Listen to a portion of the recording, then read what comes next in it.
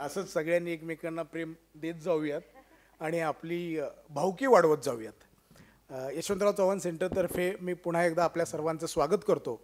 आमच्या संस्थेच्या मुख्य कार्यकारी अधिकारी आदरणीय दीप्ती नाकले मॅम, मी यांना विनंती करतो की आजच्या या कार्यक्रमासाठी उपस्थित असणारे आपले जे कलावंत आहेत त्यांचं स्वागत करावं. मी दीप्ती मॅमना विनंती करतो त्यांनी सई मॅमचं स्वागत करावं पुस्तक देऊन.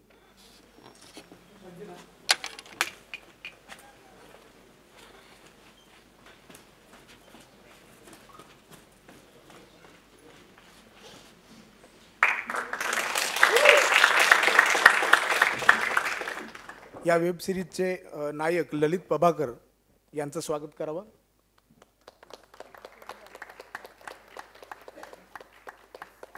ही उत्तम वेब सिरीज ज्यांनी लिहिली आणि याचं उत्तम दिग्दर्शन केलं ज्ञानेश झोटिंग यांचं स्वागत करावं.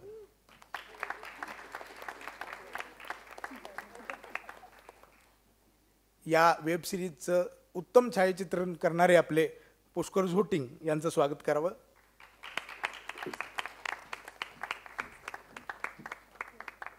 आजच्या या कार्यक्रमासाठी महत्त्वाचे वक्ते म्हणून लाभलेले डॉक्टर चैतन्य लेले यांचं स्वागत करावं.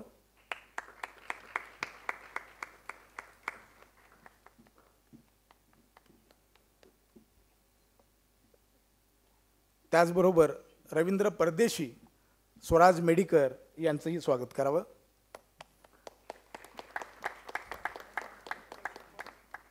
यापुढची सूत्र मी आमच्या सर्वांचे मार्गदर्शक दत्ताबाळ सराफ सर यांच्या हाती देतो.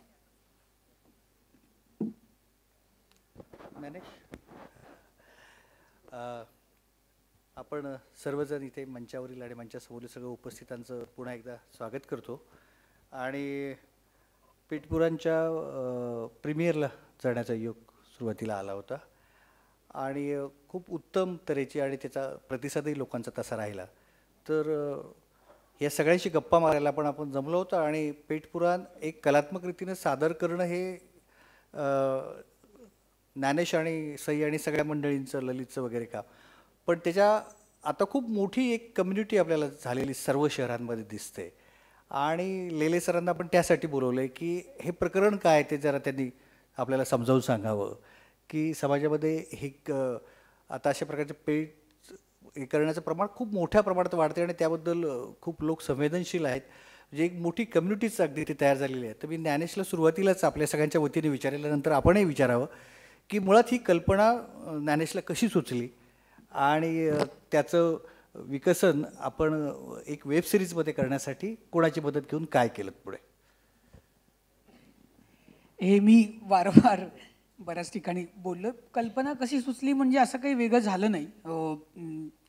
माझ्याकडे लहानपणीपासून एक कुत्रा होता, मी वाढलोच कुत्र्यासोबत आहे. पुष्कर माझा सख्खा भाऊ आहे या आणि तो DOP त्या विशेष कारणाने म्हणजे या वेबसिरीजला मी त्याला DOP म्हणून निवडलं कारण आम्ही दोघंही, आमचा तिसरा भाऊ आई म्हणायची, आमचा टिपू नावाचा कुत्रा होता. तो कळत नकळत ते असं एकत्र वाढ झाली आहे. म्हणजे आम्ही अगदी 15-16 वर्षाचे असे होईपर्यंत त्यासोबत वाढलो आणि त्याच्यानंतर मी मुंबईत आलो आणि मग बऱ्याच गोष्टी घडल्या आणि इथे जेव्हा माझं लग्न आलं, मी सेटल झालो, तर तेव्हा मी ते मिस करत होतो. ऑफकोर्स आपल्या प्रत्येकाच्या घरी कधी ना कधी पाळीव प्राणी असतोच. तर मग तिकडून हा सगळा प्रवास माझा आणि माझ्या पार्टनरचा तन्मयचा सुरू झाला, जो की खरंच प्रामाणिकपणे हे आहे की अत्यंत त्या सुरुवातीला क्लिशे, ते पेटची खरेदी, मग पेटच्या ब्रीड आणि त्याचं इतकं बाजारीकरण झालेलं आहे. त्यातून आम्ही त्या खऱ्या ह्याच्यापर्यंत पोहोचलो ना. आमच्याकडे अडल्ट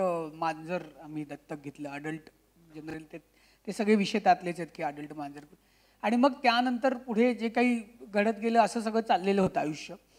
आणि त्या दरम्यान सोनी लिव्ह मराठी सिरीजचं सेक्शन सुरू करत होतो. माझ्या नशिबाने आम्ही एकत्र झी5चं मराठीचं हे ओपन केलं होतं, डेट विथ सईने.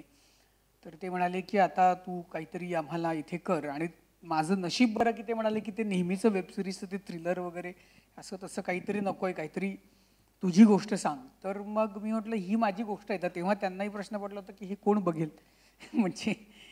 तर मग मी जरा घरी जाऊन थोडा अभ्यास केला आता यावेळेस जरा दिग्दर्शक म्हणून. आणि मग मलाही जरा नवल वाटलं की मिलेनियल्स ज्याला आपण म्हणतो, म्हणजे जे आता जे सगळे 30-40च्या आत आहेत, हां म्हणजे आम्ही 30-40च्या आत असलेले ज्याला मिलेनियल्स, तर मिलेनियल्समध्ये ग्लोबल ट्रेंड आहे पेट पॅरेंट असण्याचा. दे आर चुझिंग, म्हणजे मूल होण्यापेक्षा पेट हेच मूल असावं, किंवा पेट नाही, खूप जण झाडाला किंवा खूप जण मूल दत्तकही घेतात आणि त्याचे बरेच कॉन्टेक्स्ट आहेत, ते आपण वेगळे डिस्कस करू शकतो. पण माझ्या लक्षात आलं की हा खूप मेजर हे आहे ट्रेंड. आणि मग मी सांगितलं त्यांना, कारण माझ्या अवतीभोवती पेट पालक भरपूर आहेत. रादर ते तो जे पात्र आहे ऋषीने केलेलं, तर त्याचं परागचं, तर तो तसंच इन्फ्लुअन्स आमच्यावर झाला. आमच्याकडे एक प्रेग्नंट मांजर होती एका मित्राची. सो मी हे नंतर सोनीला सांगितलं की हे असं खरंच आहे, म्हणजे असं कोण बघणार नाही, खूप जण आहेत माझ्यासारखी. मी काही असा अल्प याच्यातला नाही आहे, लोकसंख्येत बरीच माणसं आहेत. आणि मला हे कायम वाटतं की हे पेट वगैरे शहरी लोकांसाठी नवीन आहे. ग्रामीण संस्कृतीत किंवा आपल्या प्राचीन संस्कृतीत म्हणजे कुत्रा नसला असता आणि बैल नसला असता तर आपण ॲग्रिगेरियन कल्चरकडे पण वळालो नसतो. आपण तेच रानटी हे असलं असून त्याच्यापेक्षा तर तेव्हा आधी तर आपलं कायम प्राण्यांशी, आपण स्वतः मनुष्य प्राणी जेव्हा म्हणतो तेव्हा आपण त्यांना का वेगळं काढतो आणि मग हे वेगळं असं का म्हणतो. ग्रामीण भागात गाय असते, बैल असते, शेळी असते, सगळी सगळी प्राणी, कुत्रा, शेतावरचा कुत्रा, एक शेत पूर्ण नाही होत, तो अगदी घरचा असतो. आपल्याकडे सण आहेत, पोळा, नागपंचमी, म्हणजे कित्येक सण, म्हणजे फक्त पेट्स रिलेटेड नाही, तर प्राणी मात्र देव आहेत आपल्याकडे, वराह अवतार आणि हे सगळं. तर हा काही नवीन भाग नाही आहे, म्हणजे अगदी फ्रँकली. आता त्याच्याकडे बघण्याचा दृष्टिकोन नवीन आहे, एवढंच. नाही, आता ज्ञानेश म्हणाल ते खरं आहे की त्यातूनच ते केलं. आणि ते मी ज्या भागातनं येतो, आता इथे लेले सर बसलेत म्हणून तो उल्लेख करतो, तिथं बैलगाड्यांच्या शर्यती खूप वर्ष बंद केल्या होत्या कोर्टाने, आणि प्राणीमित्र कोर्टात गेले म्हणून, म्हणजे पुढा तो विषय तिथे येतो. आणि त्याच्याबद्दल लोकांच्या भावना इतक्या तीव्र होत्या, म्हणजे आता त्या तामिळनाडूमध्ये जल्लूकट्टू बंद केल्यावर, तामिळनाडू सगळ्याच्या पलीकडचं आहे, त्यांनी कसं सुरू केलं ते आपण पाहिलं. तुमचा कायदा वगैरे असेल ते म्हणाले, पण आम्ही हे करणार म्हणजे करणार, आणि ते केलं त्यांनी, आणि कोणी त्यांना अडवू शकलं नाही. आपल्याकडे थोडंसं कायदा पाळण्याची पद्धत आहे, आणि तो पाळला खूप दिवस लोकांनी. पण तुम्हाला सांगतो त्याचा एक मोठा परिणाम असा झाला, आता इथं आमचे देशपांडे सर पण बसलेले आहे ते करायचं, की उत्तम प्रकारचं बैलाचं ब्रीड हे वाढवणंच बंद झालं. म्हणजे जे सोलापूरचं खिल्लार म्हणतो आपण, सराजबाई, खिल्लार हे शेती करण्यासाठी नाही, ते शर्यतीसाठीच वापरलं जातं आणि त्याच्यासाठीच वाढवलं जातं. आणि खरोखरच म्हणजे पेटमध्ये ते वेगळी लोकांची संवेदनशील, मुलाच्या पलीकडची काळजी घेतात त्याची. आणि ते आता पुन्हा दिसते त्या बैलगाड्याच्या शर्यती सुरू झाल्यावर जणू काही त्याला इतकं उधाण आलं आहे, आणि ते इतकं जोरात सुरू झालं असं दिसतंय. पण तरीसुद्धा तू जे म्हणतोस त्या शेती संस्कृतीतलं, कृषी संस्कृतीतलं प्राणी, पाळीव प्राणी पाळले आणि आत्ताचं पेट, याच्यात खूप फरक आहे असं मला वाटतं ते करण्याचा. मी लेले सरांना विचारेल की तो फरक नेमका काय आहे असं तुम्हाला वाटतं. नमस्कार. हॅलो. मी आत्ताच थोड्या वेळापूर्वी सांगत होतो, आजकाल पशुवैद्य ही टर्म लोकांना आवडत नाही. आजकाल पीपल म्हणजे वेटरनरी क्षेत्रातल्या लोकांना they like to designate themselves as companion animal practitioners. तर हा जो मूळ जो डिफरन्स आहे, सो आता काय झालं आहे, मुंबईसारख्या शहरामध्ये किंवा पुण्याला, नाशिकला लोक न्यूक्लिअर फॅमिलीजमध्ये राहतात. बरेचदा ज्ञानेशनी दाखवले तसं husband wife both the partners are earning, many a times they will have a pet, and the pet is more of a companion, whether it is a companion to a single person or it is a companion within the family. It is not looked upon as an animal. त्यामुळे हा जो फरक आहे निश्चित. आता आमची agriculture university होती, आमचा बॅकग्राऊंडही ॲग्रिकल्चरचंच होतं. तर गावाकडे सुद्धा जे आता माझे मित्र आहेत अजूनही त्यांच्याकडे बैल वगैरे आहेत, ते अगदी जसा एखादा डॉग इथे त्याच्या ओनरला फॉलो करतो तसे त्यांचे बैल, ज्यांना त्यांनी लहानपणापासून वाढवले, ते लिटरली त्यांना कुत्र्यासारखं फॉलो करतात आणि तेवढा जीव लावतात. पण ते इकडच्या लोकांना, म्हणजे शहरातल्या लोकांना ते माहीत नसेल कदाचित. शहरातल्या लोकांसाठी जसं ज्ञानेशनी सांगितलं, रिलेटिव्हली ही एक नवीन कॉन्सेप्ट आहे. आणि गेल्या 20 वर्षात जसं more and more people have started travelling abroad, तिथे अमेरिकेत एस्पेशली वेस्टर्न वर्ल्डमध्ये, पाश्चात्य देशात इफ यू से सो, तिथे जनावरं ठेवणं is a part of their life. हळूहळू आपले लोक जे शिकून तिथे जातात, बघतात, तिथे they start imbibing these things and Therefore, then they start thinking of the pet as a companion to themselves. They don't look at it as they look at it as an extension of their family. They don't differentiate between a pet as an animal and we as humans. तर हा थोडासा फरक आहे.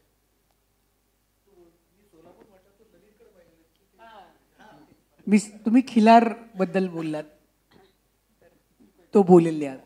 हे आमचा एक cinema मी खिल्लार नावानेच एक सिनेमा आम्ही त्याचं चित्रीकरण सुरू होईल काही दिवसातच, पण त्याच्यावर आमची पण आत्ता आम्ही प्रिपेअर करतोय स्वतःला, तर त्याची आम्ही माहिती घेतोय. तर ही जी तुम्ही माहिती सांगितली तीच आम्हाला मिळाली, कारण त्यांच्या त्या प्रजातींवर काम करणारे एक गृहस्थ आहेत ते आमच्याबरोबर आमच्या रिसर्चमध्ये आहेत. तर त्यांनी तेच सांगितलं की हे बंद केलं त्याच्यानंतर फक्त ती प्रजाती थांबली एवढंच नाही झालं, तर गावाचं सगळं राजकारण, तिथलं अर्थकारण, तिथलं समाजकारण, या सगळ्या गोष्टी अवलंबून असतात एका खेळावर. त्यांच्यासाठी ती खूप मोठी आणि महत्त्वाची गोष्ट असते. आणि तुम्ही म्हणालात तसं त्यांना सांभाळणं, त्यांची काळजी घेणं हे खूपच जिकिरीचं काम आहे. ते खूप सोपंही नाही आहे, पण ते एवढं मनापासून करतात. याचा अर्थ कुठेतरी त्यांचा मान काहीतरी तर त्यांचं जोडलेलं असतं त्या प्राण्यांबरोबर. तर फक्तच हे बंद करा असं म्हणून नुसतं म्हणून नाही चालत, कारण आपण शहरात बसून हे म्हणत असतो, पण गावातल्या लोकांचं त्यांच्याकडे बघण्याचा दृष्टिकोन आणि त्यांची कारणं वेगळी असतात. ललित म्हणाल ते अगदी खरं आहे. ही यात्रा जी आमच्या भागात होते त्याच्यासाठी खूप मोठं अर्थकारण त्याच्याबरोबर जोडलेलं आहे, कारण त्या निमित्ताने 100 म्हणजे हजारो स्टॉल्स, अनेक बैलांची पैदास, एवढंच नव्हे तर बैलगाड्याच्या शर्यतीचा निवेदक सुद्धा स्वतंत्र असतो. म्हणजे त्यातले गाडगिळे आहेत काही, आणि ते त्याचंच निवेदन करतात ते सगळं करण्याचं, आणि ते अगदी वेगळं. त्यांना बैलांची बारीक सारीक माहिती असते, बैलगाड्याच्या मालकाची बारीक सारीक माहीत असते. आणि जसं आपण क्रिकेटचं मंजुल सरांचं ऐकताना की आता आकाशामध्ये अशी ढग, असे बादल छाया हुए, असंच करायचं, तसं अगदी इतकं सुंदर आणि ते माहोल तयार करतात. आणि ते सुद्धा म्हणजे त्याचे म्हणजे अनेक वर्ष ते निवेदक तयार होण्याचं सुद्धा थांबलं होतं, कारण ती शर्यत थांबलेली. म्हणजे लोकांना तुम्ही म्हणता ते खरंच आहे की शहरातल्या कधी कधी याला या देशी संस्कृतीमध्ये, म्हणजे मला वाटतं त्या सहीसुद्धा सांगलीत वाढलेली आहे हे सगळे, तर हे गावाकडचं जे वाढलेलं असतं आणि त्याच्यातलं जे असतं त्याच्याकडे शहरी नजरेने पाहताना खूप काही मिस करतो आपण, आणि ते लक्षात येत नाही. म्हणून कदाचित म्हणजे बंदी घालणारे लोकसुद्धा प्राण्यांविषयी प्रेम असणारेच होते, पण त्यांना कळत नाही की आपल्या कृतीने प्राण्यांचं काही संरक्षण करण्याच्या ऐवजी आपण जातो. म्हणून आमच्याकडे जुन्या काळात तुम्ही म्हणाल तसं टिंग्या नावाची एक फिल्म मंगेश आडवळीची आली होती, आणि ती खूप गाजली, खूप लोकांनी ती पाहिली, की रिलेट करू शकले लोक त्याच्यामध्ये, आणि ते फार चांगल्या रीतीने केले. तर म्हणून मला आता सईला विचारायचं की हे सगळं करताना तुला तिकडचं म्हणजे तू एक गावाकडचं म्हणजे सांगली अगदी गावाकडे नाही पण एक सेमी शहरी आपण असं म्हणू आणि अर्बन, तर तुला कसं जाणवलं यातला हा प्रवास? माझ्या आजोळी म्हणजे आजोबांकडे नेहमीच घरी कुत्रं किंवा मांजर काहीतरी कन्फर्म असायचं. मी काय बदल केले पेटपुरांनी माझ्यात हे मी सांगेन, कारण मी शेतावरती आमच्याकडे पण आमच्या मामाकडे आजोळी, हेब्बाळला माझं आजोळ आहे, कर्नाटक महाराष्ट्राच्या बॉर्डरवरती. तिकडे बैल, म्हशी, गाय हे सगळ्या गोष्टी मी आधी पाहिलेल्या आहेत. त्यामुळे मला माहिती आहे की it is like a member in your family. म्हणजे कुणी त्यांना प्राणी म्हणून म्हणजे आमच्या पेटपुरांमध्येच एक डायलॉग आहे की त्याला कुत्रा म्हणू नका, त्याचं नाव आहे. त्याचं इमोशन मला हे केल्यानंतर जास्त समजू लागलं. मला आधी मांजरं अजिबात आवडायची नाहीत, पण ह्यातलं जे छोटं मांजर होतं ते मी ज्ञानेशला हट्ट करून त्याला दत्तक घ्यायला लावलं, आणि तो आता ज्ञानेशकडे आहे. त्याचं नाव बंकू आहे, आणि तो बंकूचं बंकू बंकू सगळे सेटवर त्याला बंकू बंकू म्हणायचे, म्हणून तो आता ज्ञानेशकडे आहे. मी असं नावाला म्हणते की ते माझंही मांजर आहे, कारण त्याच्यात माझे खूप गुणधर्म आहेत किंवा स्वभाव धर्म आहेत. पण हे जे बिलॉंगिंग असतं किंवा काय म्हणूया, आपल्याकडून असं अनकंडिशनल प्रेम होत नाही, माणसावर पण होत नाही, जे आपण प्राण्यावरती करतो. आणि त्याची मजा किंवा त्याचा सेन्स मला ह्या निमित्ताने घेता आला. नाही, सईने जो शब्द वापरला तो अगदी खरा आहे की अनकंडिशनल. म्हणजे तुम्ही घरात जेव्हा येता तेव्हा ज्या प्रेमाने तुमच्यावर अंगावरती येतो तसं बाकी घरातल्या सदस्यांकडनं आपल्याला वागणूक मिळेलच याची काही खात्री आत्ताच्या काळात तरी देता येत नाही. आणि हे मला वाटतं लेले सर एक महत्त्वाचं कारण असावं.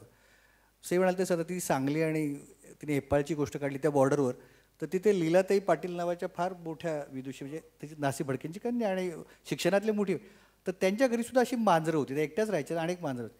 त्यांच्या आवडत्या आणि नावडत्या खास लोकांची नावं त्यांना ठेवलेली होती आणि तशीच वागणूक त्यांना मिळत असे, असं करत असे. म्हणजे आपापल्या पद्धतीने लोक ते करतात. तर पुढं आता म्हणजे मी तुमची आणि सगळ्यांची माफी मागतो. मी तेव्हा पेठपुराण पाहिलं. आजच्या दिवशी वरती साने गुरुजींची 125व्या जयंतीचा कार्यक्रम वरती आमचा सुरू होता. मी तेथे होतो, त्यामुळे आत्ता पाहू शकलो नाही. तर प्रेक्षकांमधून सुद्धा तुम्हाला काही प्रश्न विचारायचे असेल तर मोकळेपणे विचारा. तिकडे कॉर्डलेस माईक आमचे घेऊन कोणीतरी थांबलेले असतील, तुम्हाला विचारता येईल. तर आहे कुणी? हां, आपण विचारतात. मला वाटतं माझा प्रत्येकाला प्रश्न आहे, चालेल का तुम्हाला? सराफ काका, मी तुम्हाला अत्यंत छान मानतो, कारण माझा काका कॅबिनेट सेक्रेटरी असताना त्यांनी हे सगळं काम सुरू झालेलं होतं आणि मला पण वरती यायचं होतं, कारण श्यामची आई पण मला वाटतं झालं नव्हतं. तर तुम्ही मला ओळखत नाही, पण मी तुम्हाला ओळखतो आणि खूप छान तुमचं कार्य आहे. मी स्वप्नील राणी नंदकुमार, जर्नलिस्ट आहे. मी आज पहिल्यांदा कुठली एखादं 3 तास बसून एखादं हे पाहिलेलं आहे, कारण मी कधीही फिल्म बघितलेली नाही. आता माझे काही रोखठोक प्रश्न आहेत आणि जे महत्त्वाचे पण आहेत. एक, आपण ज्या वेळेला म्हणजे मी नॉर्थ ईस्ट, चालेल ना 1-2 मिनटं माझे, कारण प्रत्येकाला महत्त्वाचे प्रश्न आहेत, की आपण पेठ पुराण म्हणतो. पुराण हा शब्द आपल्यासाठी अत्यंत महत्त्वाचा आहे आणि पेठ हा इंग्लिश आहे.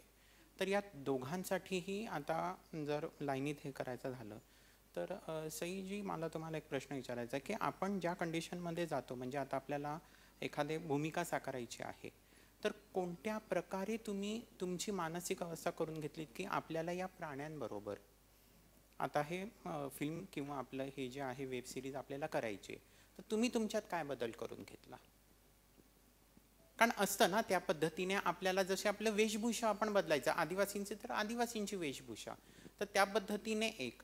दुसरं, तुम्ही जो डायलॉग, कारण मी प्रत्येक डायलॉग आणि गेले 6 महिने मी सेन्सॉर बोर्ड बरोबर, आम्ही भाकर साहेबांबरोबर आत्तापर्यंत काम करत होतो. ते रेल्वेला होते, आता रेल्वेला परत गेलेत. आम्ही यांच्याकडे, म्हणजे ज्या वेळेला नरेंद्र मोदी मुख्यमंत्री होते त्यावेळेला परेश रावलजींनी आमचे क्लासेस घ्यायचे त्यावेळेला जर्नलिझममध्ये असताना. मला तुम्हाला अजून एक प्रश्न विचारायचा आहे. आपण म्हणतो तो कुत्रा, आपण कधीच ती कुत्री वगैरे आपण म्हणत नाही. हे आज मला तुमच्या एखाद्या सिरीजमध्ये ते आलेलं आहे, ते वाक्य, आणि मला ते प्रचंड आवडलं. म्हणजे त्याच्याबद्दल तुम्ही ते हे केलेलं आहे. तर तुम्ही असं कुठलं हे बॅकग्राऊंड म्हणण्यापेक्षा ना त्या भूमिकेमध्ये शिरताना, कारण मला हा कुठेही पिक्चर वाटला नाही, मी कुठेही ते समोर बघतोय हे असं नाही. मला वाटतं तुम्ही पण सगळेजण मान्य कराल की इट्स अ रिअल लाईफ. मला वाटत होतं की मी कधीच आतापर्यंत मी सांगितलं बघितलं नाही, पण हे जे तुमचं आहे ना ते तुम्ही रिअल जगत होतात. ही तुमची ॲक्टिंग मला नाही वाटली. हां, तुम्ही अभिनेता आहात, परंतु तुम्ही चुकूनही मला त्याच्यामध्ये तुमचा अभिनय जाणवला नाही. डेली जे आपलं दैनंदिन असतं त्याच्यामध्ये असेल.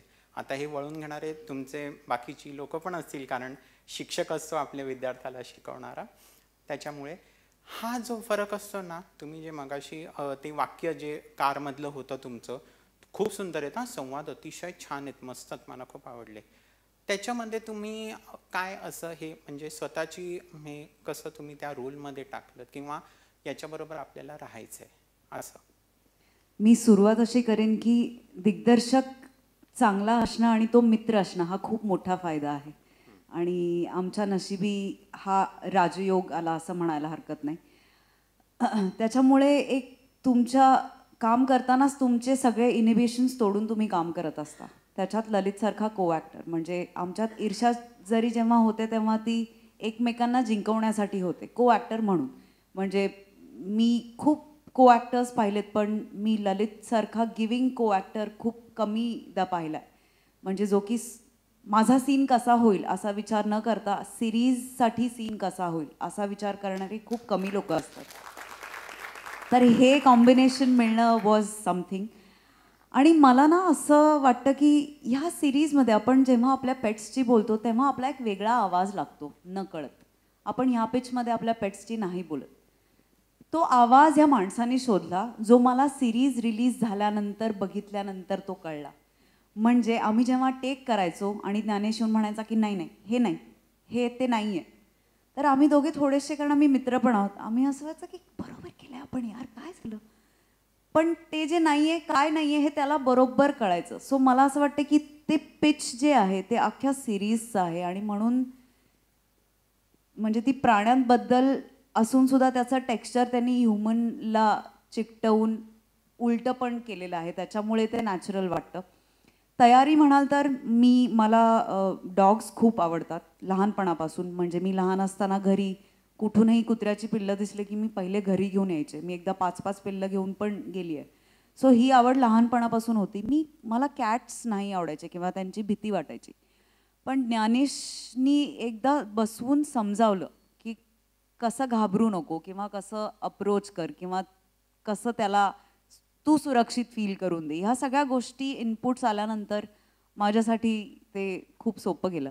आणि मी मुळातच स्वभावाने थोडीशी मायाळू असल्यामुळे मला जास्त सोपं गेलं. हाच प्रश्न तुम्ही या माणसाला प्लीज विचारा, असा माझा तुमचा आग्रह आहे.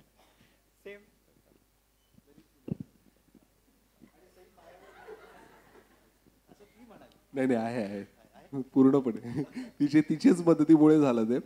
पण मला वाटतं की जर तुमच्याकडे लिहिलेलंच एवढं चांगलं असेल, तुमची टीमच जर एवढी चांगली असेल, कारण टीम वर्क आहे हे, काही नाही म्हटलं तरी सुद्धा, की तुम्ही एकट्याने कितीही ठरवलं, मी जरी ठरवलं की मला माझा अभ्यास करून यायचा आहे, पण मला जर तशी साथच नाही मिळाली ना स्क्रिप्टमध्ये ना दिग्दर्शनामध्ये ना माझ्या कोॲक्टर्सकडून, तर मी ते परफॉर्मन्स नाही करू शकणार. तर ते खूपच सोपं झालं या सगळ्या गोष्टींमुळे. आयतं खूप चांगलं लिहिलेलं स्क्रिप्ट, खूप चांगला सेटअप, जे ही म्हणाली तसं की माझी मैत्री खूप वर्षांपासूनची होती ज्ञानेश बरोबरची, पण माझं हे पहिलं काम होतं ज्ञानेश बरोबरचं.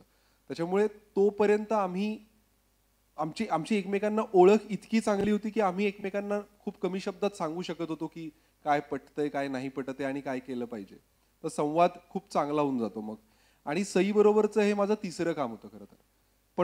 पण तेच आहे की ते दरवेळेस ती तुम्हाला सरप्राईज करत असते, आणि इतकं काम करूनही जर ती तुम्हाला सरप्राईज करत असेल तर अशा वेळेस तुम्ही सुद्धा अलर्ट राहता काम करत असताना. तर हे होतेच. आणि त्याचबरोबर प्राण्यांबरोबर काम करणं, मला वाटतं की तो सगळ्यात चांगली गोष्ट ती होती, कारण त्यांचं काहीच ठरलेलं नसतं. ते काही ठरवून येत नाही की आता मला हे एक्सप्रेशन्स द्यायचे आहेत किंवा ह्या सीनमध्ये मी असं ऍक्ट करणार आहे. त्याच्यामुळे तुम्हाला सतत अलर्ट राहावं लागतं की ते जसं करणार आहेत त्याला तुम्हाला रिॲक्ट व्हायचं आहे. त्याच्यामुळे तुम्ही कितीही ठरवलं तशी तयारी होऊच नाही शकत त्यांच्याबरोबर काम करताना. तर ह्या सगळ्या गोष्टींमुळे जे काही झालं त्याच्यामुळे ते मला वाटतं की ते जास्त नॅचरल झालं, नैसर्गिक तुम्हाला जे वाटतंय ते. या सगळ्या गोष्टी आहेत. येस डॉक्टर, तुम्हाला एक प्रश्न आहे, म्हणून म्हटलं मी प्रत्येकाला प्रश्न असतो. इकडे आमच्या ज्या सोसायटी असतात, मी तर मेंबर ऑफ पार्लमेंटच्या सोसायटीमध्ये राहतो, परंतु इकडे ज्या सोसायटी आहेत त्यांचा एक वर्ड मी ऐकलेला आहे आणि जो आज मला तुमच्या माध्यमातून विचारायचा आहे. माझा स्वतःचा 11 लाख आहे, फॅन फॉलोईंग म्हणतो आपण त्याला, परंतु पेट्स मूड असतात असं म्हटलं जातं. म्हणजे काही काय असतात मूड हां, म्हणजे त्यांचा सुद्धा मूड स्विंग होतो असं काही कायला होतं. म्हणजे जो लिव्हचा सीन आहे ना, हा प्रत्येक ठिकाणी होतो. म्हणून मी म्हटलं हे वास्तव आहे, हे खरंच होतं. तर असे खरंच या प्राण्यांचे मूड स्विंग होतात का? किंवा जर ते होत असतील तर त्याच्यावरती काही आपल्याकडनं आपण काही करू शकतो का? मूड हा एक बऱ्यापैकी कॉम्प्लेक्स म्हणजे शब्द झाला, आणि it will mean a lot of things. जनावरं by and large they are very perceptive to energies, that is what I will say. काय असतं, they are constantly reading you. म्हणजे आता आमच्याकडे क्लिनिकमध्ये सगळ्या टाईपची जनावरं येतात. काही फ्रेंडली असतात, काही ॲग्रेसिव्ह असतात, काही नर्वस असतात. बाय अँड लार्ज ती नर्वस असतात. बरेचदा मी आता मगाशी सांगत होतो, if the pet parent is nervous or anxious, like if I am taking my child to the paediatrician आणि त्याला आज वॅक्सिनेट करायचं आहे, आणि मला जर मनात धास्ती असेल की माझ्या बाळालाच लागणार आहे इंजेक्शन, तसं जेव्हा पेट ओनर जेव्हा क्लिनिकमध्ये येतो आणि they are nervous, they are anxious, हळू हळू हळू don't see, then the pet immediately looks at the pet owner and he says, my mother is not comfortable with this guy, I am not happy. So तो एक भाग मूडचा झाला. त्याच्या व्यतिरिक्त ते जनावर आहे, ते मॅमल आहे. We are as closely related to them as possible. Many a times I tell people, we are animals who wear clothes, that's it. The point is, there are days when maybe the animal is not feeling happy. There are times, I mean, I'm not talking from a maybe psychologyच्या किंवा सायकायट्रीच्या यांनी बोलत नाही, पण may be कुठेतरी पोटात दुखत असेल, काहीतरी कुठे पाय दुखत असेल. So yes, there are times when the pet may be not happy because of certain amount of pain, किंवा इन्स्टिंक्ट ड्रिवन असतं बरेचदा त्यांचं वागणं. मटर्नल इन्स्टिंक्ट ड्रिवन असतं, मेटिंग इन्स्टिंक्ट ड्रिवन असतं. हा फार महत्त्वाचा मुद्दा झाला. म्हणजे आता काही आजकाल बरेच लोक पेट रिलेटेड बरेच व्यवसाय करतात.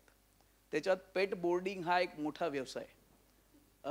तेव्हा सुद्धा या गोष्टी फार म्हणजे दे आर व्हेरी इम्पॉर्टंट.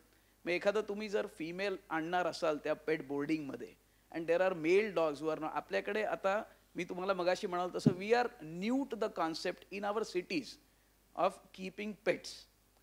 त्यामुळे आपल्याकडे अजून त्यांच्यावरती शस्त्रक्रिया करणं, त्यांना न्यूटर करणं वगैरे हे प्रकार आता हळूहळू म्हणजे the onus is on us as professionals. आम्हाला लोकांना कन्व्हिन्स करणं हे आमची जबाबदारी आहे की तुम्ही का त्यांना न्यूटर करावं. आपण अजूनही त्यांना फॅमिली मेंबरसारखं बघतो, व्हेरी गुड. मग आपल्याकडे बरेच पेट ओनर असे येतात जे म्हणतात की एकदा आई व्हावं त्यांनी. पण वेदर दॅट आईपणा is instinct driven or behaviour driven, that behaviour whether it is because of any kind of higher brain any kind of higher understanding of motherhood or whether it is instinct driven, that you don't know. It is usually instinct driven. तर जनावरांचं बरंचसं वागणं instinct driven सुद्धा असतं.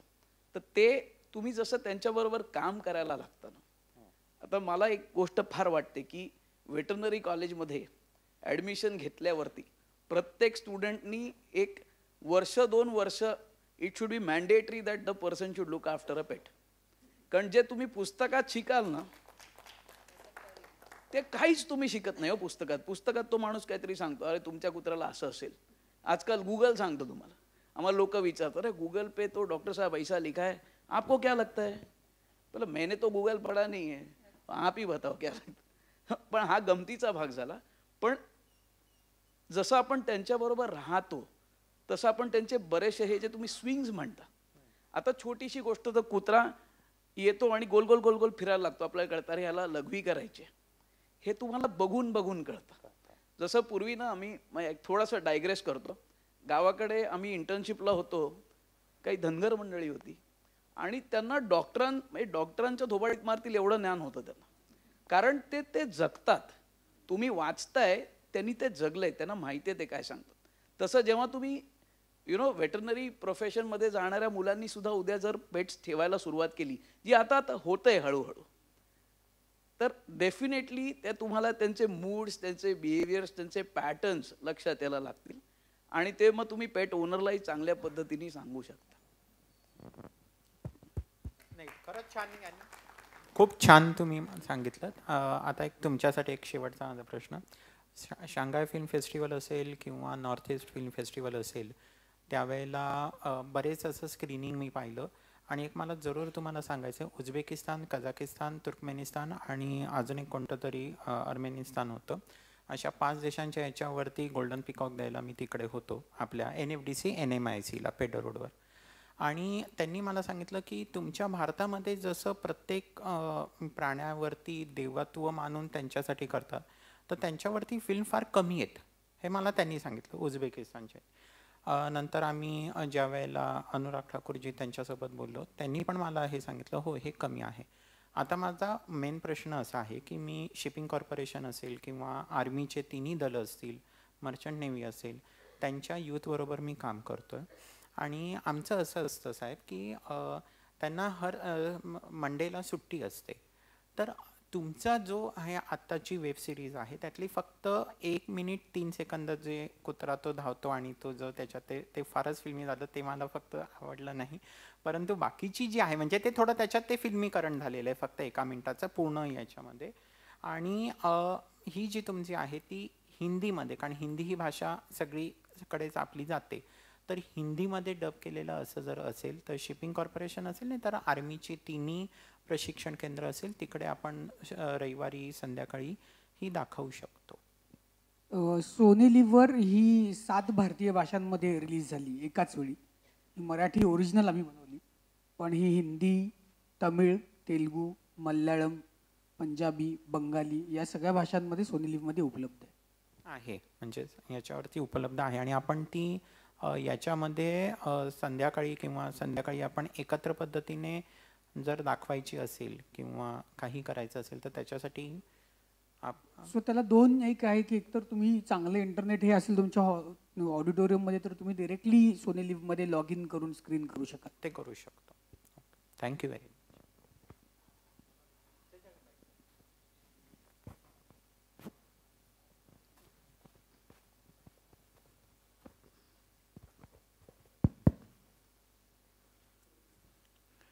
अशा विषयावर एवढा first class picture बनवणं आणि 5% माहिती नव्हती, आज 100% माहिती झाली. एक्स्ट्राऑर्डिनरी काम केलं तुम्ही दोघांनी. सई मॅडम मी नेहमी बघतो हास्य जत्रेमध्ये, फार फार मस्त असते एकदम. आता आज मला प्रश्न विचारायचा नाही, मला माझा एक्सपिरियन्स सांगायचा शॉर्टमध्ये. माझा नातू आता 27 वर्षाचा आहे. जेव्हा 4 वर्षाचा असताना मी चौपाटीला गेलो होतो, मी, माझी वाईफ आणि नातू. तर नाव माहिती नाही मग कुत्रा म्हणतो मी.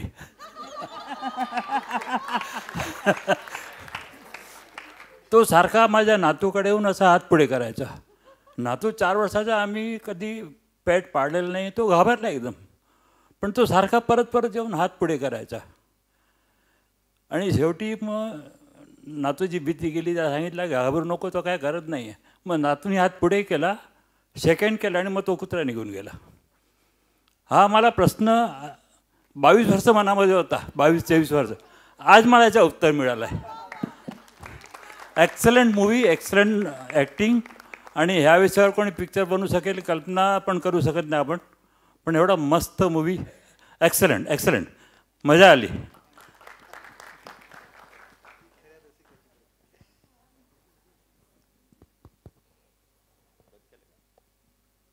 चालेल. ज्ञानेशला मला प्रश्न विचारायचा आहे की या वेब सिरीजमधले याची सुरुवात होते दोघांच्या तरुण मुलांच्या सहजीवनाने सुरुवात होते त्याची. त्यातले प्रश्न आहेत, आजूबाजूच्या गोष्टीवरती फार सुंदर मिश्किल टिप्पणी आहे त्याच्यामध्ये, असं खूप काही आहे.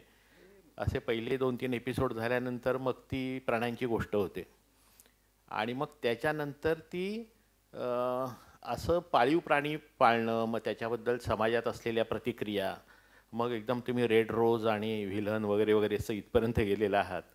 तर ही सगळीच्या सगळी स्टोरी अशीच तुमच्या डोक्यात होती की चॅनलची मागणी म्हणून नंतर काही बदल होत गेले? मी काही ऐकलं नाही त्यांचं, आणि त्यांना पण 5%च माहिती होतं. छान.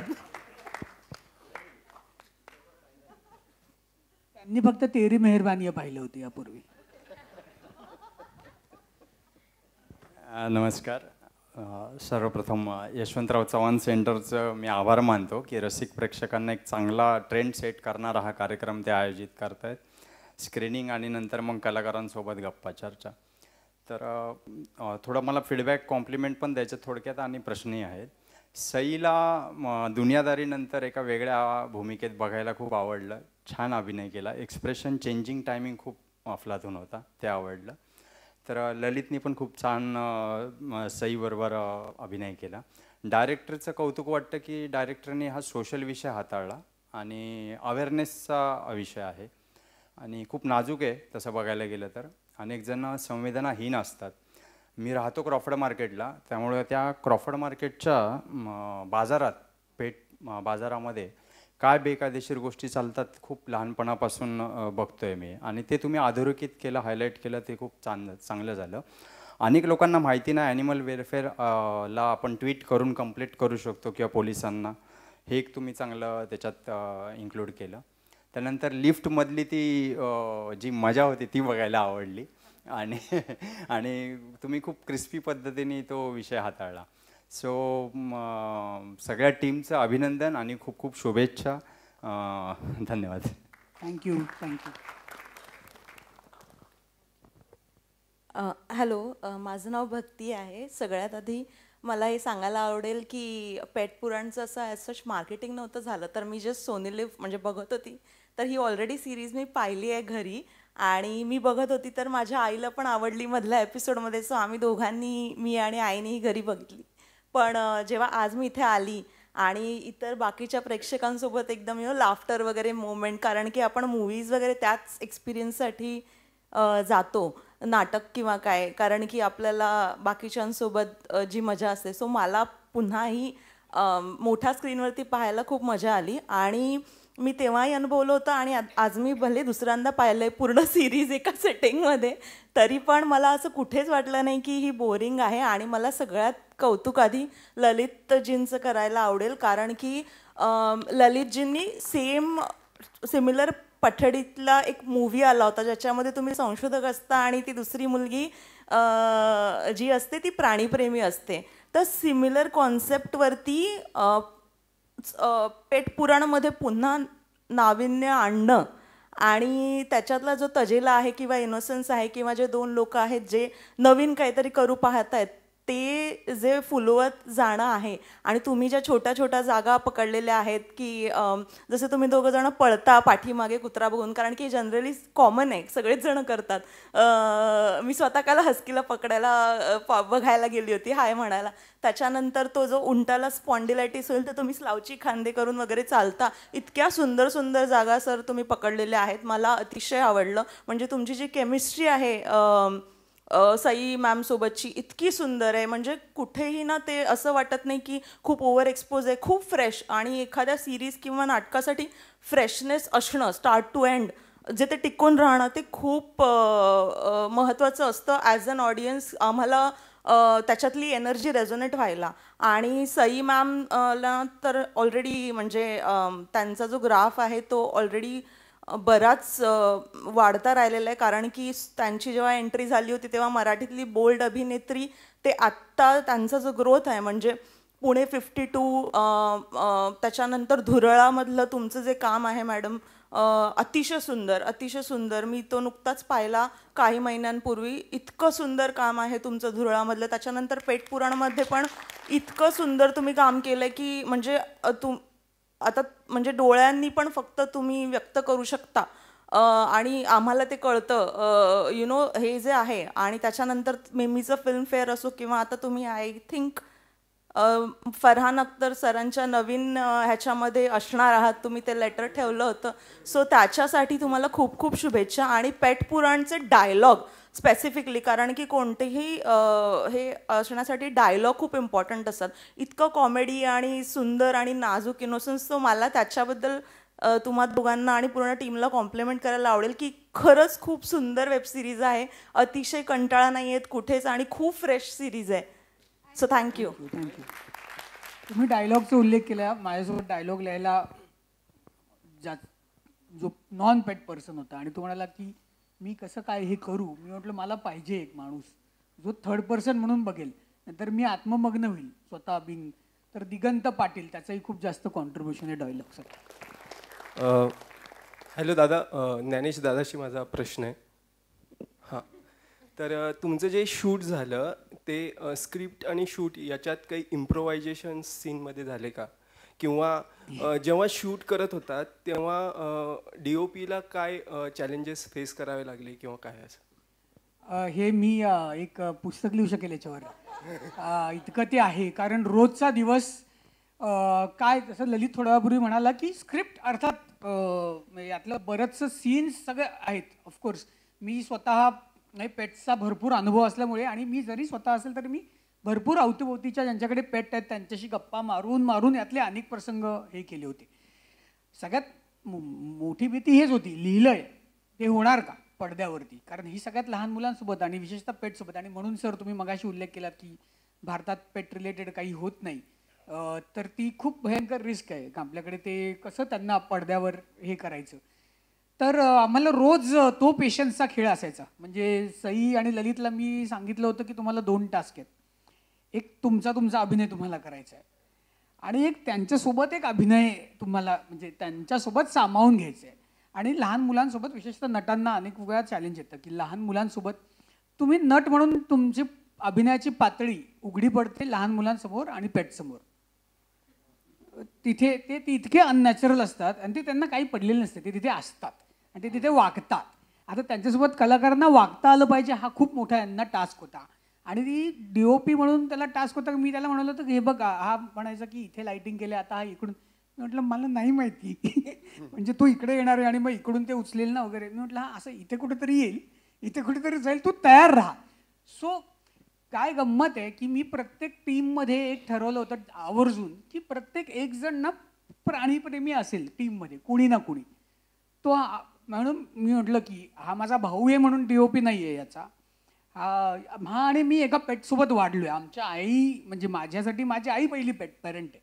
ती म्हणायची कायम की हा माझा तिसरा मुलगा आहे, जो माझा कुत्रा होता, टिपू नाव त्याचं. सो ह्याला ही इमोशन कळेल की त्याला स्वभाव, जसं डॉक्टर म्हणाले की ते तुम्हाला कळतं. त्याला बोर झालंय, त्याला बोलता येत नाही, तो खुश आहे, तो स्ट्रेस्ड आहे, त्याला बोर झालंय, हे तुम्हाला कळतं. सो अशी टीम जर बांधली तर मग ते होतं. पण अर्थात आम्ही एका शॉटला 6 तास घेतलेत. म्हणजे सतीश आळीकरांसोबत सई त्याला ओरडते आणि तो खाली बसतो, असा जो शॉट आहे, तो एक शॉट 6 तास लागलेत त्या शॉटला. सो तुम्हाला म्हणजे पेशन्सच पाहिजे, बाकी काहीच नाही.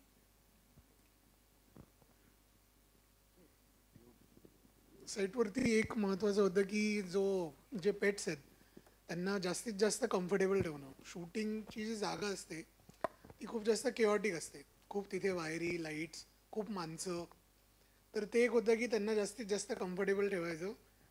अजून एक म्हणजे सगळे लोक ओळखीचे असल्यामुळं सगळ्यांसोबत कोऑर्डिनेट करायला फार इझी जायचं. हे सगळे समजायचे की सेटवरती सर्वात महत्त्वाची जी व्यक्ती आहे किंवा सर्वात जास्त ज्याला सांभाळायचं आहे ते पेट्स आहेत. सो असे बऱ्याच गोष्टी. किंवा माझ्यासोबत पण जी टीम असायची कॅमेऱ्याची वगैरे, जर कुत्र्यांनी जसं लुक वगैरे देणं वगैरे, ते सुद्धा त्याच्यात काय म्हणतात त्याच्यात कॉपरेट करायचे. किंवा जसं हा बोलला की कुत्रा मार्गवरती नाही आला तर ते एवढा जड कॅमेरा, एवढे जड लाईट्स ते परत हलवावं लागायचे. तर हे जर त्या सेटवरती ते पेट्स जर नसले असते आणि हे जर केलं असतं तर ते लोक कधी कधी मग त्यांचं पण असतं की मी ॲज अ DOP हे तुला आधी कळत नाही का, तू आम्हाला सारखं सारखं काम का सांगतो, कारण ते काम थोडंसं अवघड असतं. पण तेही समजून घ्यायचे. सो तेच आहे एकदम. नमस्कार. इथे अप्रतिम विषय, सादरीकरण, डिरेक्शन, अभिनय सर्वच इतकं सहज आणि सुंदर आणि नॅचरल होतं की मी घरी बघितली ही सिरीज की असं सगळं अगदी आपल्या अवतीभोवती आपल्या घरात घडते असं सगळं वाटत होतं. आम्ही इतकं रिलेट करू शकत होतो या सगळ्या गोष्टींशी. त्याबद्दल आपल्या सर्वांचं अभिनंदन आणि शुभेच्छा तुम्हाला. मला असं सांगायचं आहे की आता इथे डॉक्टर लेले आहेत, प्राणीमित्र आहेत आणि ज्ञानेशजी आपण अशा विषयाला हात घालून ही एक सिरीज बनवली आहे. तर याचा फर्स्ट सीझन आला, आता सेकंड सीझनसुद्धा यायला हवा. आणि त्या सेकंड सीझनमध्ये माझे 2 सजेशन्स असतील. एक सजेशन हे की आत्ता ह्या सिरीजमध्ये तुम्ही हे दाखवलं, या फर्स्ट सीझनमध्ये मी म्हणेन की आपण घरी एखादं पेट आणतो, इकडे तिकडे बघून आणतो, जे काय असेल त्या विषयामध्ये पेट येतो, तुम्ही त्याच्याशी तुमची मैत्री होते, तर त्याचा लळा लागतो. पण नंतर काही प्रॉब्लेम्स असतात. माझ्याकडे स्वतःकडे एक पेट आहे, त्यामुळे मला हे प्रॉब्लेम्स माहिती आहेत. आत्ता विषय परदेशांमधला वगैरे निघाला तर लेले सर, परदेशांमध्ये तुम्हाला माहिती आहे की पेट तुम्ही सगळीकडे घेऊन जाऊ शकता. जसं तुम्ही तुमच्या मुलांना किंवा मुलीला घेऊ जाऊ शकता तसं पेटला तुम्ही मॉल्समध्ये, सिनेमा थिएटर्समध्ये, रेस्टॉरंट्समध्ये सगळीकडे घेऊन जाऊ शकता. इथे आपल्याकडे ते अजून नाही, अलाउड नाही आहे. ते बसमध्ये, ट्रेनमध्ये अलाउडच नाही आहे. तर ट्रेनमध्ये आता नेता येतं, ट्रेनमध्ये देतात, रेल्वेमध्येच त्यांनी मॉलमध्ये पण, जिओ मॉलमध्ये. हो, तो फक्त एक जिओ मॉलमध्ये, पण बाकी सर्व मॉलमध्ये सुरुवात झाली, सुरुवात आहे. एअर इंडिया विमानात पण अलाउ करतं भारतभर, आणि ट्रेनमध्ये इंडियन रेल्वे आता ऑल ओव्हर इंडिया अलाउ. हो, पण ते सुद्धा काही एअरलाईन्स म्हणजे मोजक्या एअरलाईन्स अलाव करतात. आता मध्यंतरी मला माझ्या पेटला घेऊन गोव्याला जायचं होतं, पण मला अलाव नाही केलं, तर मग मला बाय रोड गाडीने घेऊन जावं लागलं. ऑफकोर्स मी आता तेच करतो दरवेळेला. तर हा एक विषय होता की जर तुम्ही सेकंड सीझनमध्ये या विषयाला हात घातलात.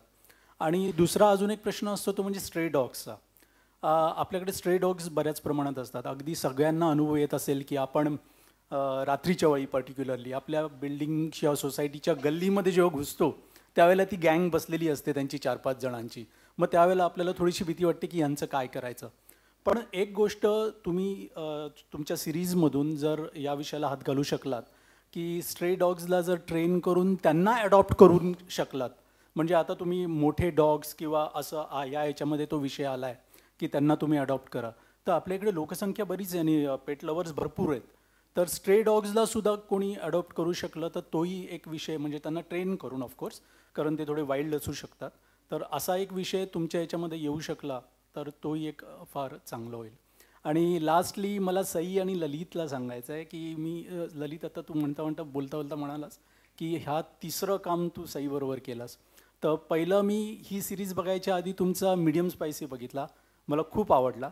तुमच्या दोघांची केमिस्ट्री लाजवाब आहे, म्हणजे तिथेही होती इथेही होती. आणि मला जर तिसऱ्या कामाचं नाव सांगितलं तर मला तोही बघायला आवडेल. तिसरं काम लवकरच येईल. अच्छा, अजून रिलीज नाही झाला आहे का? Anyway, thank you so much. तुम्हाला शुभेच्छा सगळ्यांना.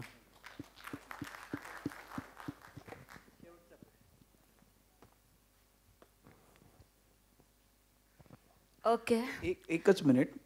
So sorry. तुम्ही म्हणता तसं वन थिंग जे आम्ही आजकाल क्लिनिकमध्ये प्रमोट करतो, म्हणजे माझ्याकडे पण माझ्या जन्माच्या आधी माझ्या आईकडे 2 कुत्रे होते, दोन्ही टिपूच होते. एक डॅशंड होता, दुसरा सिडनी सिल्की टेरियर होता. आमच्याकडे जर्मन शेपर्ड होता. माझ्या लहानपणी माझ्या मामाकडे एक डॅशंड होता. माझा जो कुत्रा लग्नाआधी जो माझ्या बायकोकडे होता, that was a mix between a Siberian Samoyed and a husky. आता we've got 6 dogs at home. All of them are crosses. People call them indies. Now what we try to promote in the clinic, तुम्ही म्हणाला तसं stray, आपण ज्याला stray म्हणतो, so they are not really strays in the sense of the word. हे कधीतरी domesticate झालेले feral dogs आपण त्यांना. They are not wild, but we are the reason why they are there. They were domesticated at some point, they have run out, and now they have established their own gang, so to say. But we can't run away from the fact that we are the reason they are there. हे ढोल नाहीत, हे painted Wolves पण नाहीत आफ्रिकेतले, हे domesticus हे आपल्यातलेच कुत्रे आहेत. मुद्दा असा आहे की sometimes yes they can be unpredictable, कारण त्याच्यामध्ये ब्रीड नसते. ते कसं, ते कुत्रा मोठा झाल्यावरती तो कसा वागेल हे गॅरंटी करता येत नाही. But what we always encourage pet owners to do nowadays, की तुम्ही पहिला, once you get used to having a dog, we want to promote the second pet should be a stray. So it's like तुम्ही मारुती चालवायला शिकलात मग तुम्ही Ferrari घ्या, पण don't jump on to taking a stray in the beginning. बरेचदा तो handle होत नाही आणि मग लोकांची ही कॉन्सेप्ट असते की तो रस्त्यावरचा आहे, त्याला सोडून दिलं तरी चालेल. तर that is not a win win situation. But पहिला कुत्रा एकदा घेतलात आणि कुत्रा हा काय प्रकार असतो हे लक्षात आल्यानंतर definitely as a veterinarian, as a dog keeper today, a pet father of 6 dogs, I would definitely, and I do like to promote, की तुम्ही दुसरा कुत्रा डेफिनेटली रस्त्यावरचा अडॉप्ट करा. Adopt, don't shop. So yeah, we like adopt, don't shop. Yeah, आणि म्हणूनच इथे second जेव्हा त्यांना शॉप करत असतो आणि they R looking for dog specifically, ultimately पहिलं पेट त्यांच्याकडे येतं ती स्ट्रे कॅट आहे. म्हणजे तो स्वीकार ते करतात तेव्हा त्यांना हवा असलेला कुत्रा ब्रीड जो काही येतो त्यांच्याकडे येतो. So in a way it's there. But हां, म्हणजे फोकस म्हणून स्ट्रे डॉग्सबद्दल आम्ही नक्कीच प्रयत्न करू. So hello everyone. Actually I am very nervous. मी कधी माईक हातात घेतलाच नाही आहे. So this is my favourite topic. And I had one dog. She was female. Her name was Ruby. But yeah, she passed away 5 months ago. But I have 5 cats and I really love them. So actually काय झालं, जेव्हा हा web series निघाली होती मला फक्त first episode बघायला भेटला होता. And I was like I have to see this. आणि मी काल की परवाच सई मॅमची स्टोरी पाहिले. I was like yes. मी सगळ्यांना स्क्रीनशॉट काढून पाठवलं आणि I was like we have to go here.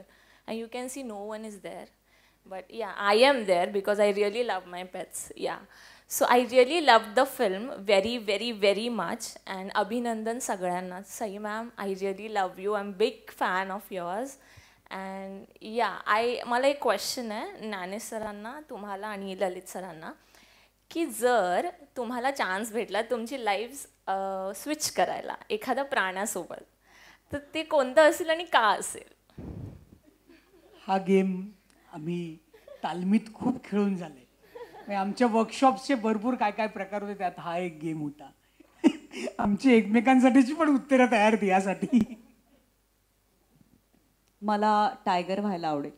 कारण म्हणजे मी खूपदा जंगलात जाते तेव्हा माणसालाच वाटतं की इथे गाडी सोडून आत मी चालत जाते, आता माझं काय झालं बरं वाईट तरी चालेल, असं जे फिलिंग आहे. किंवा त्याच्या एंट्रीवरती तिकिटे निघतात, त्याच्या एंट्रीवरती लोकांचे प्लॅन होतात, आपण कधी नव्हे ते 4:30 वाजता उठून उत्साहाने जातो. तर हे सगळं अनुभवायचं आहे मला. आणि म्हणजे वाईल्ड म्हणजे त्याला काही सो वाईल्ड ही कन्सेप्ट खूप इंटरेस्टिंग वाटते मला. वाईल्ड ॲनिमल्स ही कन्सेप्ट. तर मला टायगर व्हायला आवडेल. मला रॅप्टर व्हायला आवडेल. डायनासोर्सचा इन्स्टिंक्ट जे झालेत त्यातलं एक प्रजाती होती, सगळ्यात फास्टेस्ट आणि स्मार्ट. नाही छोटेवाले ते की ज्यांना तुम्ही टेम नाही करू शकत असं.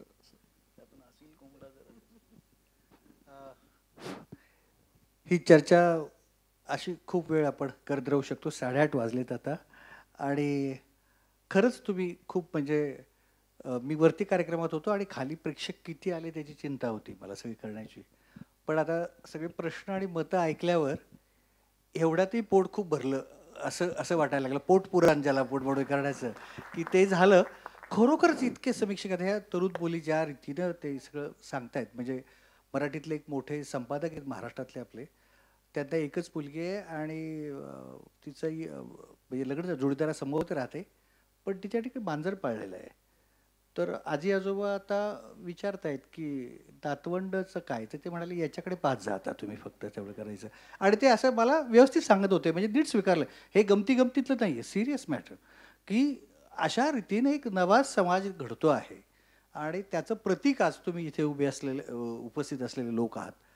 आणि आपली एक फार छान गंमत असते ना, आपल्याला पाहिजे असते फिल्म, पण ती फिल्मी नको असते, फिल्म खरी वाटायला हवी. म्हणजे ते फार छान आहे. म्हणजे मी वरती तेच सांगत होतो, साने गुरुजींनी टॉल्स्टॉयच्या कला म्हणजे काय याचं भाषांतर तेव्हा केलं तुरुंगामध्ये 15 दिवसात, धुळ्याच्या तुरुंगात 15 दिवसात. व्हॉट इज अन आर्ट, त्याचं केलं कला. आणि त्या कलेची खरी एक व्याख्या जी सर्वमान्य आहे, खरी वाटेल अशी खोटी. जे तुम्हाला सगळ्यांना जे करायचं आहे ते तुम्हाला खरं वाटलं पाहिजे, पण ते प्रत्यक्षात खोटं आहे. यांचं काही नाही, असं पेटचं प्रेम नाही, हे कुणी एकमेकाचं कुणी नाही, तरी ते आपल्याला वाटतं. इथे कलेला खरी दाद आहे, म्हणजे ती पूर्ण खरी वाटणं, ते अजिबात फिल्मी न वाटणं. आणि तीच अपेक्षा तुम्ही सगळ्यांनी व्यक्त केली आणि त्या कसोटीवर ते सगळे उतरलेत. याची तुमची दाद अगदी मनपूर्वक अगदी सगळी होती. त्यामुळे पुन्हा एकदा तुम्हा सर्वांना आणि ही सर्व मंडळी इथे यासाठी आली. ज्ञानेशबद्दल मला 1 मिनटं बोललं पाहिजे. मित्र केवळ या नात्याने नाही, औरंगाबाद आणि मराठवाड्याच्या परिसरात वाढलेलं, मराठवाड्यामधल्या अनेक गोष्टी आपण बऱ्या वाईट स्वीकारतो आणि आपल्याला स्वीकाराव्या लागतातच त्या करायच्या. आता हे सांगली, सातारा, कोल्हापूर, पुणे, म्हणजे इकडे बाबा सही होणं स्वाभाविकच आहे. म्हणजे तिकडे कोल्हापूर आणि मुंबईच्या मध्ये सही नसली तर मग काय आहे. पण इतकं एक उत्तम टॅलेंट, म्हणजे त्याचा पहिली शॉर्ट फिल्म जी कान्सपर्यंत गाजली आणि तिथून म्हणजे तुम्ही खरंच म्हणताय, म्हणजे मलासुद्धा खूप कमी वेब सिरीज मुलीमुळे काही पाहतो मी, पण मला असं दिसलं की या वेब सिरीजचे 85% होती आणि पंचायत एका बाजूला आणि एका बाजूला पेठ पुराण. आणि त्या ताकदीनं, म्हणजे ते दोन्ही अतिशय उत्तम, पण त्या ताकदीनं ते आली समोर पाहिली गेली आणि तुम्ही सगळ्यांनी जे दाद दिली. आता हे जे ग्रस्त बसले बहुतेक ते त्यांच्या मराठी बोलण्याहून ते गुजराती असावेत असं मला वाटलं. बरोबर आहे हा सगळं. आता गुजराती माणसांनी इतकी मनमोकळी दाद देणं ही फार मोठी गोष्ट आहे. आनंदाची. आणि तरी किती मनापासून ते कुठल्या प्रसंगामध्ये ते गेले आणि सगळं केलं. तर मला असं वाटतं की हा सगळा सोहळा कमी लोकांमध्ये झाला असला तरी खूप छान झाला. तुम्ही सगळ्यांनी खूप मनापासून, आणि डॉक्टर लेले इथे असणं, मी खरंच म्हणतो की पुढचे खूप प्रश्न फक्त माणसांच्या डॉक्टरकडे जाऊन आपले सुटणार नाही आहेत. पूर्वी आपण असं म्हणायचो याला जनावरच्या डॉक्टरकडे नेलं पाहिजे, आता खरोखरच जायची वेळ आलेली आहे ती सगळं करण्याची, कारण आपले खूप प्रश्न त्यांच्याशी निगडीत आहेत. आणि लेले सरांनी सुद्धा ज्या रीतीने ते सगळं पाहतायत, मांडतायत, मला असं वाटतं की ते म्हणाले की मी काही सायकॅट्रिस्टच्या अंगाने बोलत नाही, पण पुढच्या म्हणजे आमच्या दीप्तीताई पण ॲग्रीच्या बॅकग्राऊंडच्या आहेत. ॲग्रिकल्चर आणि व्हेटरनरीमध्ये बहुतांशी लोक स्पर्धा परीक्षांमध्ये जातात आणि ते अधिकारी होतात. चांगलं आहे, ते तिथनंही अधिकारी झाले तर आनंदाचीच गोष्ट आहे, चांगलं आहे. पण हे जे त्या व्यवसायात येत आहेत आणि ते जे सांगतात, मला असं वाटतं की एका वेगळ्या पद्धतीने सायकॅट्रिस्टची समाजातली जागा तुम्ही लोक भरून काढणार आहात असं दिसतं आपल्याला. पूर्वीच्या काळी आपण साधू संतांकडे जायचो, बाबा बुवा असायचे, आपण सायकॅट्रिस्टकडे आता जातो, कारण काहीतरी खूप प्रश्न असतातच. तर मला असं वाटतं की खूप छान चर्चा आणि खूप छान सोहळा झाला. त्यामुळे या सगळ्यांना आणि तुम्हाला मनपूर्वक धन्यवाद. आणि ज्ञानेशसारखं एक उत्तम टॅलेंट मराठवाड्यातून या रूपाने आणि त्याचे बंधू अर्थातच, हे सगळं मला असं वाटतं की ते जे येतं आहे त्यामुळे तुम्हाला असं दिसेल की टॅलेंट कुठे कुठे कसं कसं लपलेलं असतं. आणि ते ज्यावेळेला येतं का हा विषय कदाचित शहरांमध्ये ज्यांची आयुष्य गेली त्यातल्या कुणाला सुचला नाही आणि तो त्याला सुचावा. मला असं वाटतं हा एक काव्यमय न्यायच आहे, पॉलिटिकल जस्टिस आहे हा त्याला करणारा. तो पुन्हा एकदा खास त्याचं विशेष अभिनंदन, सगळ्या टीमचं अभिनंदन. आणि आपण सगळे आलात, इतका वेळ दिलात, एवढ्या 3 तास थांबल्यानंतर 3.5 तास आणि पुन्हा चर्चेला थांबलात इतका वेळ, कारण एका टोकाला मुंबईचे आपण आहोत, कोण कुठे जाणार आहे मला माहीत नाही, तरी थांबलात. तर तुमचे मनपूर्वक धन्यवाद. मी ताईंना विनंती करेल की याचा समारोप आपण करावा. हो सर, बोला.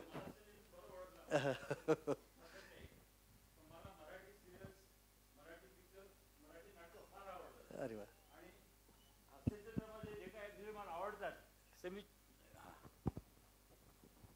बोला. हा चालू आहे, सुरू आहे, बोला. महाराष्ट्र नसून मला ते मराठी सिरियल्स वगैरे फार आवडतात आणि हास्याचा असा वेळ लावला मला की एखादं टॉपिक आवडलं एखादं की ते 5-5 वेळून बघतो. रात्री 2 तास एकदम पास होतात, मस्त एकदम. मी झोपताना लवकर झोपतो 10 वाजता, पण मध्ये रात्री जाग येते की 2 तास फर्स्ट क्लास पास होतात. आणि सई मॅडम आणि सगळे पुरी टीम जे काय काम करतात ना, इट इज म्हणजे लाईफचा एकदम बेस्ट एक्सपिरियन्स आहे. माझ्या 75 वर्षा लाईफमध्ये एकदम बेस्ट एक्सपिरियन्स क्या बात. महाराष्ट्राची हास्य जत्रा आहे. एकदा यायला इच्छा होते, तुम्ही मॅडम परमिशन दिली तर. माय नेम इज मोहन सोनी. मला कोणीच काही प्रश्न विचारला नाही, पण तरी जेव्हा सई इथे आल्या तेव्हा त्यांनी मला विचारलं की चव्हाण सेंटरनी पेट पुराण हा सिनेमा का निवडला.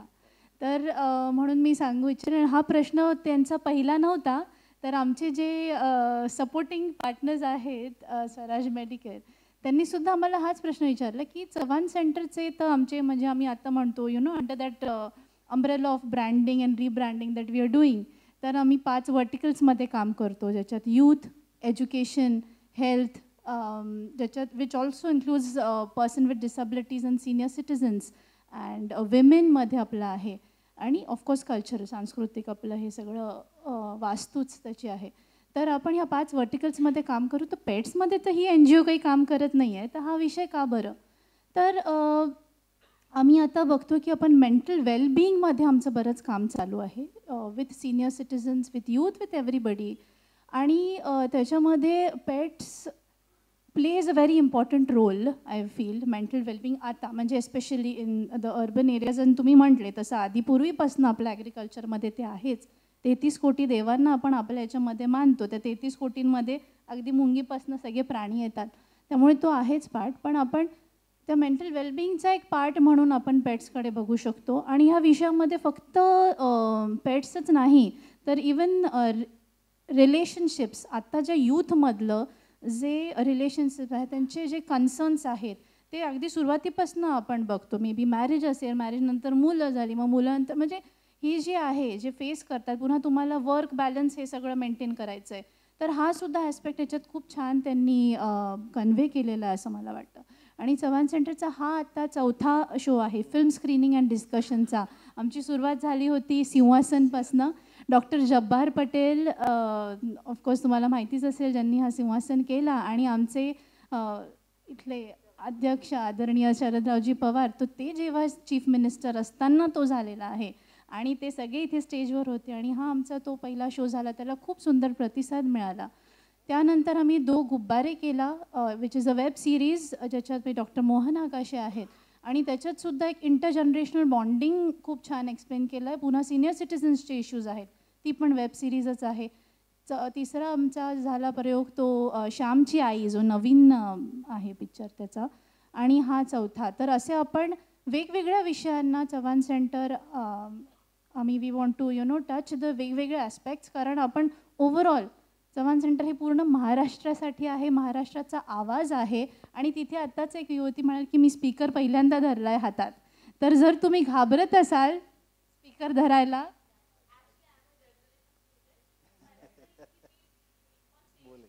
oh, so wonderful. You'll always remember Chavan Center because in this hall you took your speaker for the mic for the first time. So असे जर youth असतील, you are welcome to Chavan Center, because what we do is we have leaders. We are here to create leaders for tomorrow. महाराष्ट्राचे आमचे अनेक असे उपक्रम आहेत, तुम्ही आमच्या वेबसाईटवरती जरूर बघा, इथे मी तुमचा वेळ घेत नाही. पण असं जर असेल तर Chavan centre always welcome for everybody. आणि अजून तुम्हाला वाटत असेल की आम्ही कुठले विषय इथे हाताळावे, तर तुमचे सजेशन्ससुद्धा आम्हाला वेलकम आहे. कधी तुम्ही या, इथे आमची टीम आहेच बाहेर, तुमचे सजेशन्स आम्हाला नक्की द्या. आणि with the help of our supporters we feel that this can go on. आमचा मानस तरी असा आहे की प्रत्येक महिन्यात ॲटलिस्ट एक तरी आम्ही फिल्म अशी दाखवावी आणि त्याचं डिस्कशन व्हावं. आणि थँक्यू सगळे तुम्ही इथे, अगदी थोड्या वेळात आम्ही खूप अगदी तुम्हाला अगदी ह्याच्या शॉर्ट नोटीसमध्ये सांगितलं होतं, but thank you so much Dnyanesh for always being there. आणि both of you such huge stars, but you came here, thank you so much. आणि डॉक्टर लेले, तुम्ही 2 ऑपरेशन्स करून तिथे आले आहेत, so that is work life balance. Wonderful. Lalit काही हां काहीतरी ललित पण बोलणार आहे आणि ज्ञानेश माझ्या पिढीसाठी खूप महत्त्वाचं आहे climate, environment and wild life. Sorry, climate, environment आणि वाईल्ड लाईफ हे व्हर्टिकल जर सुरू झालं नाही तर सगळं हॉरिझॉन्टल होईल. हे सगळ्यात प्रायोरिटीवरती पाहिजे. इफ ते राहील तर बाकी पुढचं सगळं राहील, otherwise human race won't exist. So please हे व्हर्टिकल सुरू करा, म्हणजे कुणी उद्या जाऊन या कॉन्टेक्स्टमध्ये केलं तर तुम्हाला प्रश्न पडणार नाही की का आपण याचं स्क्रिप्टिंग इथे करायचं. काही नाही, एवढंच म्हणायचं होतं की थँक्यू तुम्ही इथे आलात. आपली जी कुठली कला चालू झाली होती नाटकापासून ते सिनेमांपर्यंत, एकत्रित बघण्याचा अनुभव हा नेहमीच वेगळा असतो. आणि हे तुम्ही सुद्धा अनुभवला, आम्ही सुद्धा मध्ये मध्ये येऊन जेव्हा बघत होतो तेव्हा एकत्रित जेव्हा काही हशे येतात किंवा काय येतात तेव्हा ते आपल्याला अजून चांगला त्याचा अनुभव घेता येतो, आनंद घेता येतो. तर सर्वात आधी की असं काहीतरी तुम्ही उपक्रम चालू केला आणि वेबसिरीज सारखा कंटेंट जो OTTवर आत्ता आपण एकट्याने बघतो, खूपच एकट्यापुरताचा कंटेंट झाला आहे तो, पण तो असाच सगळ्यांना एकत्रित बघता आला आणि तुम्ही तो बघितला, तुम्ही तो एकत्रित सगळ्यांनी इकडे येऊन बघितला, त्यासाठी थँक्यू सो मच. असंच जर तुम्ही थिएटरमध्ये जाऊन गोष्टी बघत राहिलात तर आपले सिनेमे, आपली नाटकं ही अजून चांगली कंटेंट देऊ शकतील आणि जिवंत राहतील. थँक्यू. आपला Yashwant international film festival, Chavan सेंटरचं फिल्म फेस्टिवल आपण करतो आणि हे 14वं वर्ष आहे. 14वं वर्ष बाई या. सो ते आपण 1 ते 7 फेब्रुवारी इथेच ह्याच ऑडिटोरियममध्ये होणार आहे.